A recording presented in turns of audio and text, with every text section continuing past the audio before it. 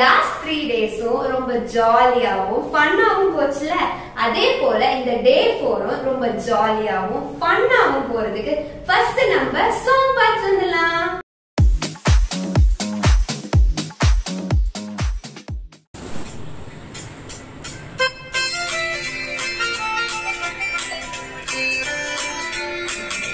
சுக் சுக் வண்டி ரயில் வண்டி, சுக் சுக் வண்டி மோட்சத்தின் வண்டி, சுக் சுக் வண்டி சுவிசேஷ வண்டி, யாரும் போகலாம். சுக் சுக் வண்டி ரயில் வண்டி, சுக் சுக் வண்டி மோட்சத்தின் வண்டி, சுக் சுக் வண்டி சுவிசேஷ வண்டி, நாமும் போகலாம். வண்டியின் டிரைவர் ஏசு இருந்தால் பத்திரமாக நடத்தி செல்வார், ஜீவனை தந்து காத்திடுவாரே, இதுவே நிச்சயம், இதுவே நிச்சயம். அடுத்ததா ஸ்டோரி சொல்லி கொடுக்கிறதுக்காக நம்ம ஜெனிஃபர் அக்கா வெயிட் பண்ணிட்டு இருக்காங்க. வாங்க ஸ்டோரி பார்க்கலாம்.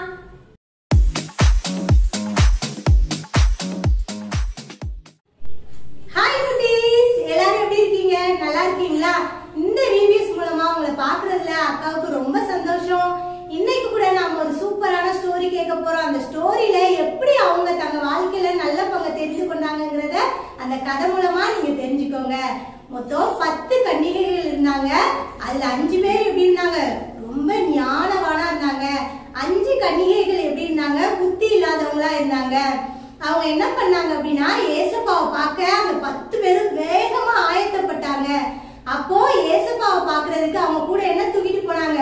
இந்த மாதிரி அழகான விளக்கு எடுத்துட்டு போனாங்க. அந்த விளக்கு மாத்திரம் இல்லாம அந்த விளக்கு எரியறதுக்கு ஆயத்தமா என்ன பண்ணாங்க?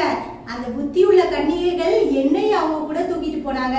அந்த புத்தி இல்லாத கன்னிகைகள் என்ன பண்ணாங்க? வெறுமனே விளக்க மட்டும் எடுத்துட்டு அந்த விளக்குல கொஞ்சம் எண்ணெய் ஊத்திட்டு என்ன பண்ணிட்டாங்க? போயிட்டாங்க. அங்க போயிட்டு ஏசப்பா வர்றதுக்கு வெயிட் பண்ணி பார்த்துட்டே இருந்தாங்க. ரொம்ப நேரம் ஆயிடுச்சு ஏசப்பா வர்றதுக்கு. அவங்க விளக்குல என்ன ஆயிடுச்சு? அந்த விளக்கு அழகா அப்படி எரிஞ்சிட்டு இருந்தது. திடீர்னு என்ன ஆயிடுச்சு?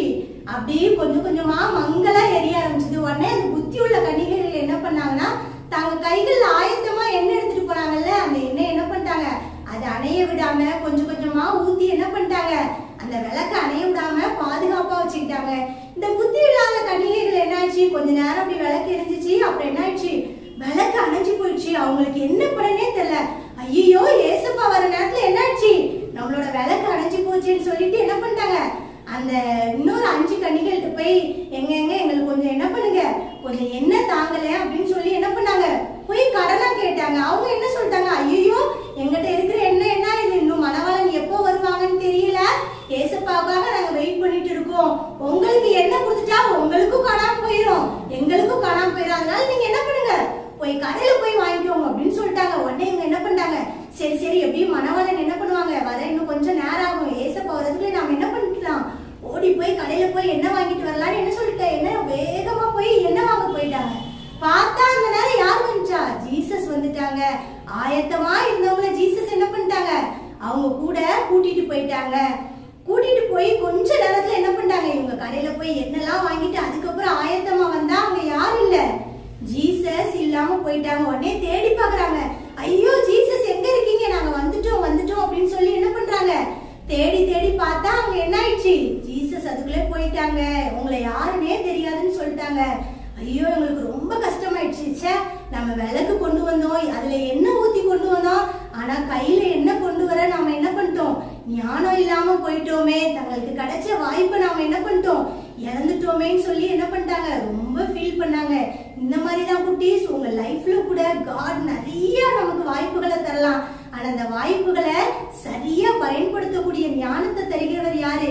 ஏசப்பா மாத்திரம்தான். உங்க லைஃப்ல கிடைக்கிற சின்ன சின்ன வாய்ப்பை கூட நீங்க என்ன பண்ண கூடாது, உதாசீனப்படுத்திடாம அதை ஞானமா நீங்க என்ன பண்ணணும்?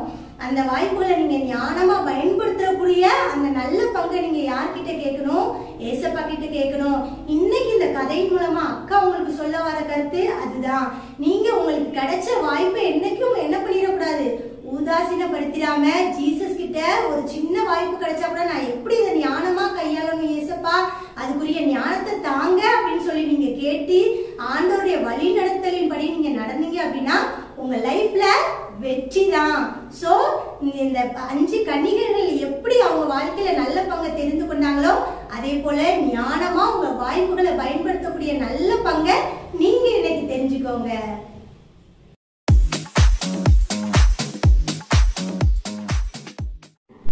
என்ன குட்டீஸ், இந்த நாளோட கதை கேட்டீங்களா? சூப்பரா இருந்துச்சுல? சரி, இன்னைக்குரிய வசனம் படிக்கலாமா? மத்தேயு 7:7. கேளுங்கள், அப்பொழுது உங்களுக்கு கொடுக்கப்படும். தேடுங்கள், அப்பொழுது கண்டடைவீர்கள். தட்டுங்கள், அப்பொழுது உங்களுக்கு திறக்கப்படும். இந்த வசனத்தினால நம்ம என்ன தெரிஞ்சுக்கணுமா தெரியுமா குட்டீஸ்? என்னன்னா, நம்ம ஏசப்பா கிட்ட கேட்டோம்னா நமக்கு எல்லாமே என்ன செய்யும்? கிடைக்கும்.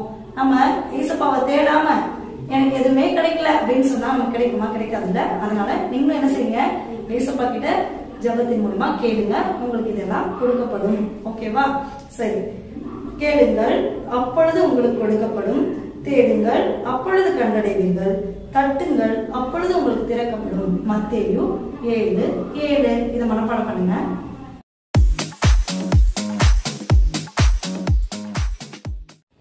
ஓகே, பிரேயர் பண்ணலாமா? அன்புல ஏசப்பா, இந்த நாளை தந்ததுக்காக நன்றி சுவாமி.